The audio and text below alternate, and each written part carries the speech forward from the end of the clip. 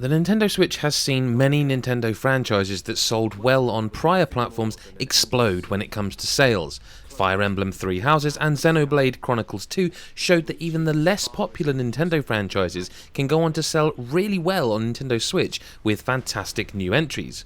While I expected a version of Xenoblade Chronicles to hit the Switch in some form alongside hoping for a port of Xenoblade Chronicles X, I didn't expect Xenoblade Chronicles Definitive Edition when it was initially revealed in 2019. Xenoblade Chronicles Definitive Edition is the second time Chronicles has been brought to a new system, not counting the Wii version being released on Wii U. My experience with Xenoblade Chronicles is mostly the 20 hours played on a new 3DS and a few hours played on Wii U, while I've put in around 350 hours into Xenoblade Chronicles 2 and its expansions. Xenoblade Chronicles Definitive Edition is one of the more interesting releases I've been playing in recent years because of how it blurs the line between a full remake and an enhanced remaster with new content. This preview is spoiler free and covers my experience with the first 22 hours or so of the Definitive Edition. So far then, this is the perfect game for newcomers to the series and fans who got in through Xenoblade Chronicles 2, right from the grand opening cutscene that showcases a massive improvement over the original on Wii and 3DS. It starts strong and just shows how well the team have redone moments from the original in the engine used for Xenoblade Chronicles 2 and improved slightly in the Torna expansion. I love how you're not bombarded with a ton of tutorials like in the second game, and it eases you in a lot better. Improvements to core gameplay like navigation improvements helping you with side quests, the ability to actually deal with quests better than the original, and a cleaner user interface help a ton. The improvements to managing and completing side quests is very important because they let you earn loads of money quickly. This extends to the ones that need you to collect items from the field, since those are now clearly indicated with a blue exclamation mark when available in a specific region.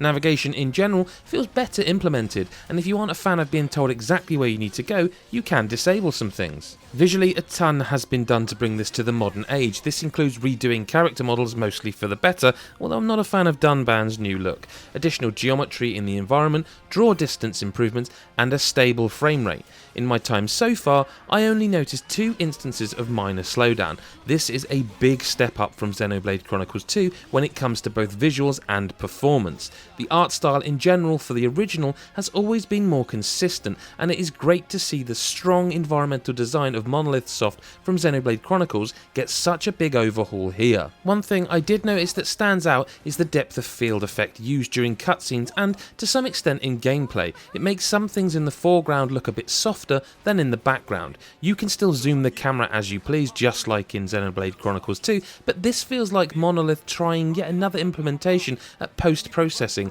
after Xenoblade Chronicles 2 and Torna to give players a more pleasing image during gameplay. Voice acting is thankfully the same as the fantastic dub for the Wii original. Unlike the new 3DS release, you can choose between Japanese and English voice acting here from the options menu.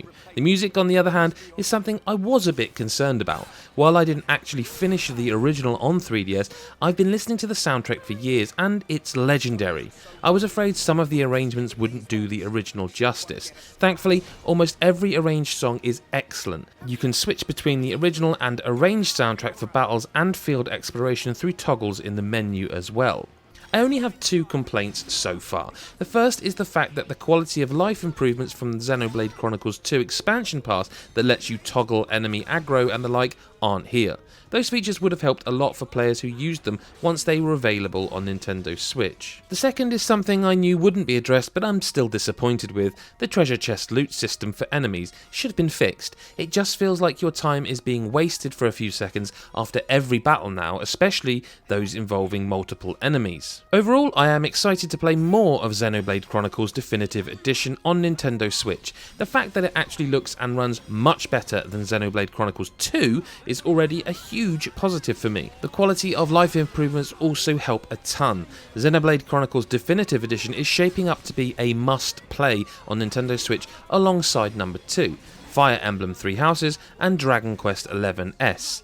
Xenoblade Chronicles 3D on new 3DS remains the most impressive conversion to Nintendo's previous handheld systems, and Monolith Soft is continuing its legacy of delivering beyond impressive worlds and stories with Xenoblade Chronicles Definitive Edition on Nintendo Switch. Hi, Adam from God is a Geek here. Thanks so much for watching our video preview of Xenoblade Chronicles Definitive Edition. Bit of a mouthful to keep saying, if I'm honest with you. I've played some of this too, and I wasn't a fan of these games, but I am enjoying this one quite a lot.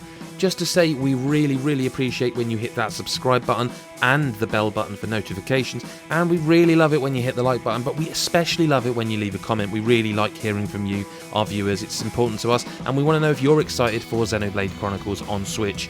I bet you are. I bet you are. Thanks again, and we will see you in the next video. Bye for now.